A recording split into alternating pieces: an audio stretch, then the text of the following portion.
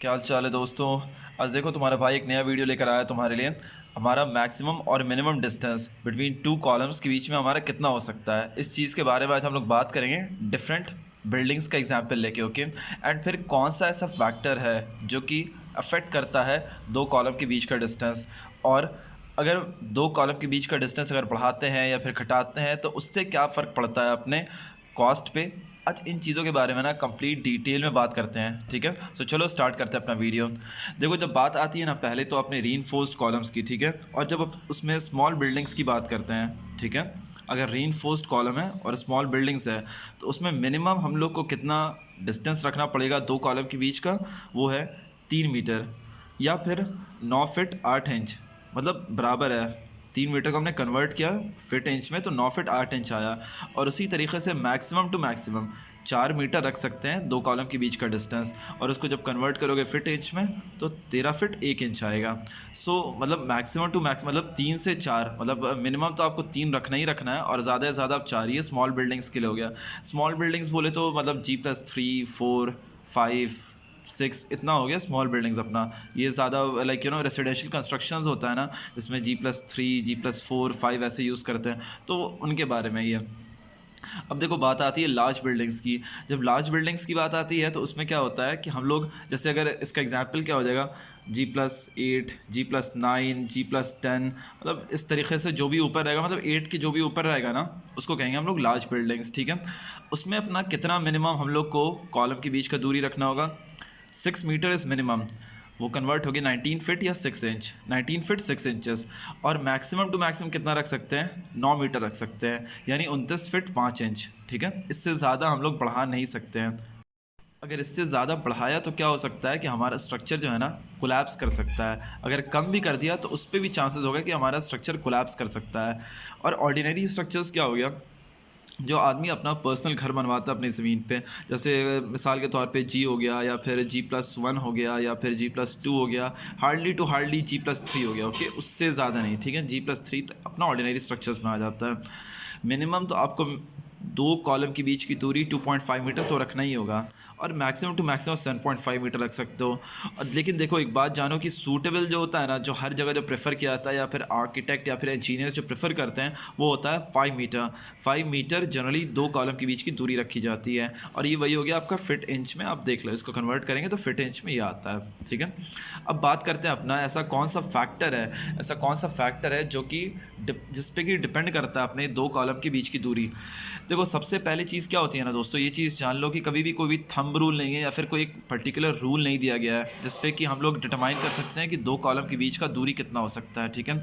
इसको हमेशा, लेकिन हाँ, ये कुछ फैक्टर है जिस पे कि डिपेंड करता है, ठीक है। कोई मतलब फिक्स लॉ नहीं है, फिर कोई फिक्स रूल नहीं है।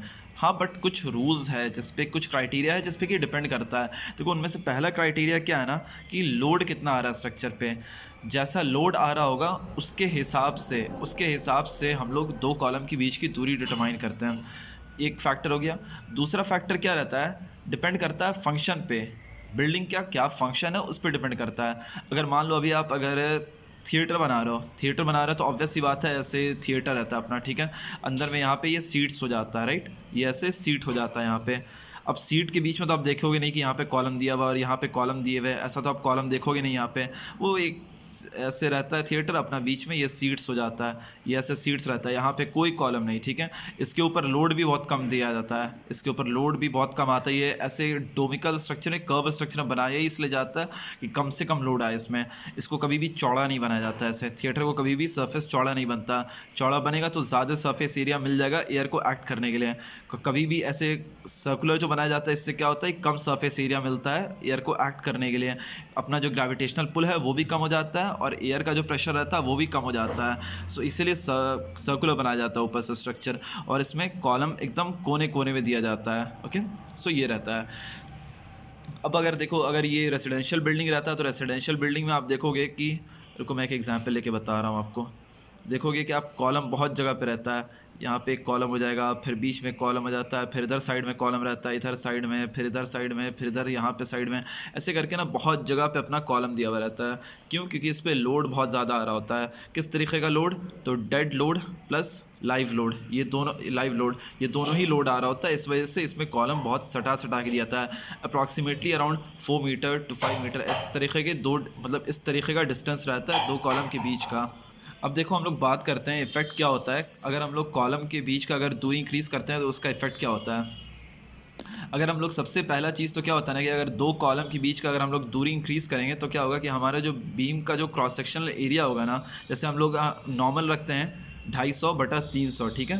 250 अपनी चौड़ाई हो गई और 300 अपना डेप्थ हो गया। सो ये इंक्रीज़ करना पड़ जाता है। ये 250 जो था 250 एज इट इज़ रहेगा, या आप इंक्रीज़ करके 450 कर देना होता है, या फिर मतलब जो भी आर्किटेक्ट बताएगा। ये मैं एक जनरल बता रहा हूँ आपको। 250 इसकी चौड़ाई तो ठीक है, अगर आप चौड़ाई इंक्रीज़ करना चाहते हैं तो वो भी कर सकते हैं। 250 से आप 300 कर सकते हैं, 300/450, ठीक है।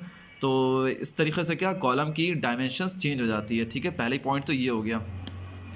अब दूसरा पॉइंट क्या होता है, increase in dimension increases the construction cost of the building.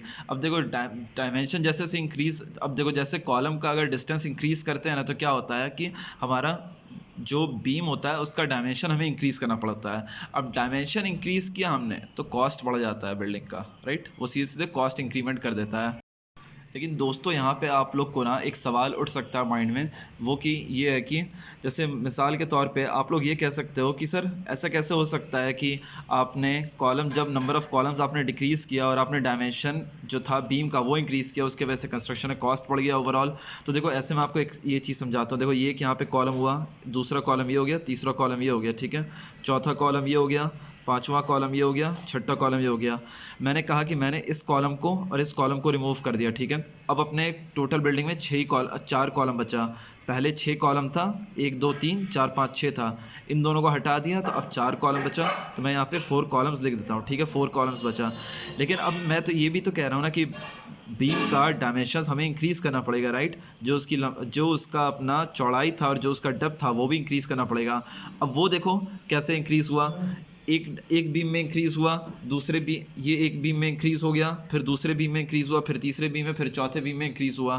तो यहाँ पे हमने 2 कॉलम हटाया, 2 कॉलम का कॉस्ट डिक्रीज़ हुआ, और यहाँ पे हमारा 4 बीम का 1 2 3 4 ये 4 बीम का हमारा डायमेंशन इंक्रीज़ हुआ, जिसके वजह से वो कॉस्ट इंक्रीज़ हो गया।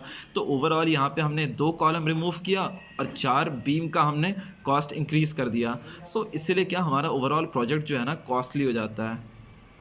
सो उम्मीद करता हूँ दोस्तों कि आपको मेरे वीडियो से बहुत सारे नॉलेजफुल इन्फॉर्मेशन मिला होगा। इस वीडियो को आप अपने दोस्तों के साथ शेयर कर दो, मेरे चैनल को ज़रूर से सब्सक्राइब कर दो, और इसके बगल में एक बेल आइकॉन बनेगा उसे भी ऑन कर लो। अगले वीडियो में मिलते हैं हम लोग, तब तक के लिए थैंक यू।